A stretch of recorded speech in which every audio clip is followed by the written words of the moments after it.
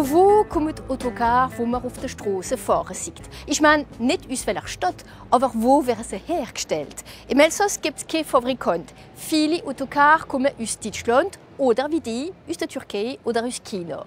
Wir sind in Ingwiller bei Dietrich Carebus, ein großer Distributeur, der auch vorhat, die Autocar der Zukunft bald zu bauen. Das Unternehmen existiert seit 1921. Zellemals hat es Velo, Motorräder und Wagen verkauft. In den 60er Jahren hat die Firma angefangen, Autocars zu importieren aus Deutschland.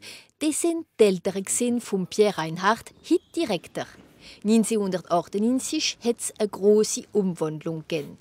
Früher sind wir Mercedes gewesen und wo die den Vertrag mit uns aufgehört haben, haben wir natürlich einen anderen Lieferant gesucht. Und man nicht mehr mit den klassischen Lieferanten arbeiten, sondern mit Lieferanten, wie sich an uns anpassen und wir nicht unbedingt an sie. Also Richtung Türkei.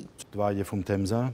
Mit dem Hersteller arbeiten wir jetzt seit 1999 und wir haben über 4000 Autos in Frankreich zügeln. Seit 19 Jahren pflegt Dietrich Carebus enger Kontakt mit dem türkischen Fabrikant. Customer satisfaction is at the top level.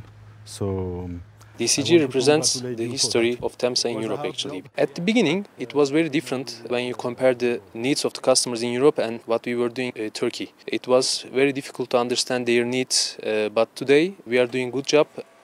Innerhalb 20 Jahren ist das Personal in Ingwiller von 40 Angestellten auf 230 gestiegen. In der Werkstatt wurden die Autocars umgestellt, nach Wunsch und repariert. Wie sind wir denn mit diesen zwei Weihen zum Abliefern? Wir haben ja ein Bild als Elsässer, dass wir immer gut sind und Beste sind. Darum müssen wir sagen, wir können schon einmal gut mit Ausländern reden, wir können gut mit den Deutschen reden, wir können gut mit den Franzosen reden, selbstverständlich. Aber die Engländer sind besser die ganze Welt und nicht nur voneinander aus. So, Sebastian, was machst du jetzt? Dietrich Carebus verkauft seine Autocars und Bus an private Transportunternehmen oder Kollektivitäten. Die Firma setzt viel auf den Service après-vente. Au départ, c'était on mettait la clé, ça tourne. Maintenant, les chauffeurs, ils veulent la clim, ils veulent la musique, ils veulent certaines options qu'on n'a pas forcément, mais qu'on rajoute. Parce qu'on peut très bien avoir un produit qu'on peut mettre, par exemple, là, mais le client va le vouloir là. Donc forcément, il va falloir déplacer, il va falloir adapter pour que lui soit satisfait quand il récupère le bus. Im Elsass sind mehrere Autocaristen Kunden beim Distributeur. Unter denen Mugler in Ingwiller. Fast die Hälfte von seinen ganzen Autocars sind Temsa und dienen dem Schultransport. Sie sind nicht günstig als die anderen. Sie haben auch den Vorteil, dass sie mehr Platz haben. Temsa hat 13 Meter, hat 63 Sitzplätze, wo andere höchstens 61 hat. Und manchmal handelt es sich um 2 Plätze. Was Mugler aber noch nicht bereit ist zu kaufen, das sind chinesische Autocars. Der Made in China macht noch manche Angst, obwohl Yutong der größte Hersteller in der Welt ist und Dietrich Carebus mit dem Lieferant seit 2010 schafft.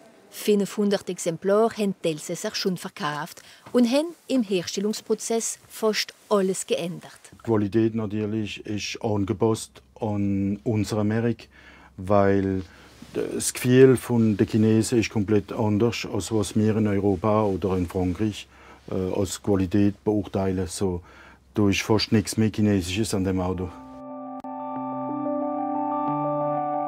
Das Vertrauen ist so groß, dass die Gruppe mit den Chinesen angefangen hat, elektrische Busse zu entwickeln.